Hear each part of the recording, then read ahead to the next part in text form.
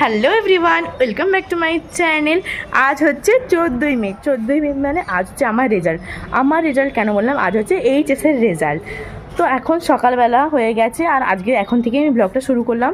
তোমাদের অনেকেরই মনে আগ্রহ আছে, তোমরা মুখে স্বীকার না করলেও এটা সবার মনেই আগ্রহটা থাকে যে সব কিছুরই যখন ব্লগটা করি তাহলে কেন এইচএসের রেজাল্টের ব্লগটা করবো না। তাই জন্যই আজকে আরও আর কি ব্লগটা শুরু করলাম।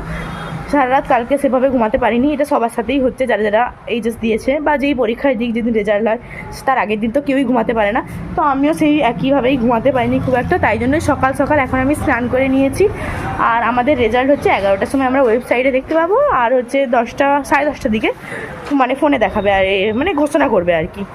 তো আমরা দেখতে পাবো 11টায়, এখন সবে বাজে 7টা। তো তাতে আমি স্নান টান সব করে নিয়েছি, বেকার শুয়েছিলাম, ঘুম হয়নি তাই আমি উঠে পড়েছি। জানি না ব্লগটা কতটা করতে পারবো, এখন আপাতত এটাই দেখাচ্ছি, পরে আবার কখন দেখাবো জানি। এখন দেখো 11টা বেজে গেছে আর আমার রেজাল্টটা প্রত্যেকবারের মতো আমার ভাই ওয়েবসাইটে দেখে, মানে মাধ্যমিকেরটাও ভাই দেখেছে আর থার্ড সেমিস্টারেরটাও দেখেছে। তোমরা তো সবাই জানো আমাদের এবারে 4th সেমিস্টার, মানে দুটো সেমিস্টার মিলে আর কি এইচএসের রেজাল্ট হয়েছিল, আর এটা ছিল 4th সেমিস্টার রেজাল্ট। আমি পারি না, আমার খুবই ভয় লাগে, আর আমার মাও তো এদিকে কেঁদে ফেলে আর সবে আমিও কেঁদে ফেলি, প্রচুরই ভয় লাগে আমার। তো সব রেজাল্ট আমার ভাই এরকম বের করে, আর দেখো রেজাল্ট বেরোনোর আগে থেকেই আমি কাঁদতে শুরু করে দিচ্ছি, মানে আমার এত টেনশন হচ্ছে আর এতই ভয় লাগছে। আর আমি কি বলবো, আমি শুধু বলে না, আমার মা নিজেও কাঁদতে শুরু করে দিয়েছে। মানে সকাল থেকে আজকে টাইমই কাটছিল না কোনোভাবেই, আর শুধু ব্লগটা আমি সকালেই শেয়ার করেছিলাম, আমি তারপরে আর ব্লগটা কন্টিনিউ করতে পারিনি। আর দেখো এখন মাও কাঁদছে, আর এখন হাসি পাচ্ছে ব্লগটা দিতে, কিন্তু তখন যে সিচুয়েশানটা ছিল আর কি বলবো, সেটা সবার সাথেই হয় যারা যারা পরীক্ষা দিয়েছো, তোমার তো জানোই। আর দেখো এখন সবাই ফোন করতে শুরু করে দিয়েছে, এমনকি কাল থেকেই জানো অনেকেই ফোন করছে, অনেকে ভেবেছে কালকেই হয়তো আমার রেজাল্ট। আমার দাদু তো ভোর 6টা থেকেই ফোন করতে শুরু করে দিয়েছিল। তার জন্য তার খাওয়া তো মুখ দিয়েই খেতে পারেনি, এখন সে খাচ্ছে। এখন কটা বাজে টাইমটা? 12:40। 12:40 বাজে, এখন সে খাচ্ছে, ভয়ে খায়নি, এখন সে খাচ্ছে।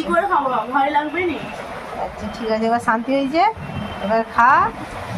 এখনও স্কুলে কোনো মেসেজ দেয়নি, কালকে দিবে না আজকে দিবে জানি না। রেজাল্ট মোটামুটি রেজাল্ট ভালো করেছে, এখন সে মনের আনন্দে খাচ্ছে। খাও, মুড়ি খাও, তুমি মনের আনন্দে মুড়ি খাও।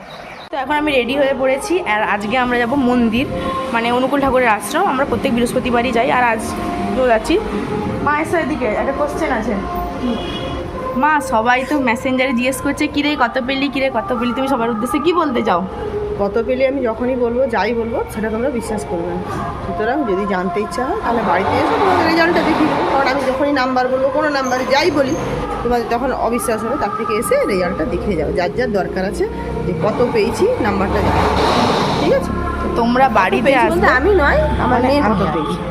তো তোমরা যদি